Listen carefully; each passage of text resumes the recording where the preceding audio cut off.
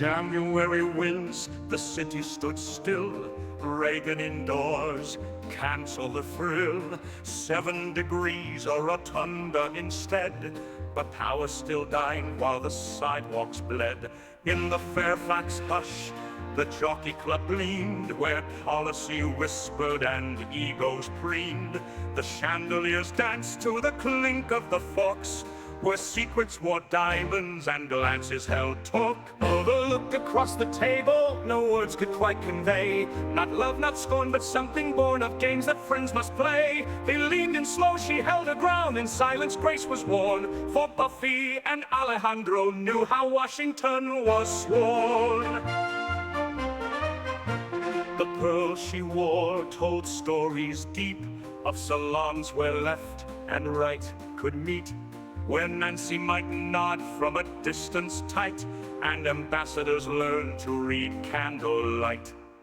Guilford poured champagne with care, Buffy kept court with a velvet stare, and Ophelia, with that diplomat tone, spoke of hemispheres, but not alone.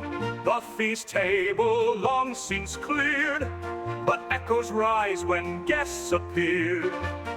Philanthropy, civility, highbrow cheer, she was the heart of a chandelier. Yes, the look across the table was power in repose. Not flirt, not fight, but social right where elegance still grows. She didn't blink, he didn't boast, they simply understood that every sip and every pause meant more than they ever could.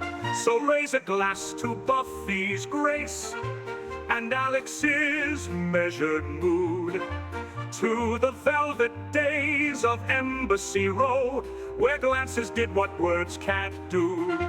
In the warmth of that old Fairfax room, on the coldest day of that year, the city danced without parade, but power still drew near.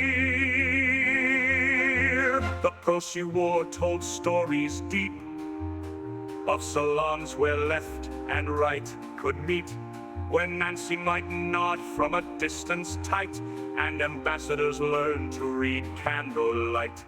The pearls she wore told stories deep of salons where left and right could meet, where Nancy might nod from a distance tight, and ambassadors learn to read candlelight. When ambassadors learn to read candlelight.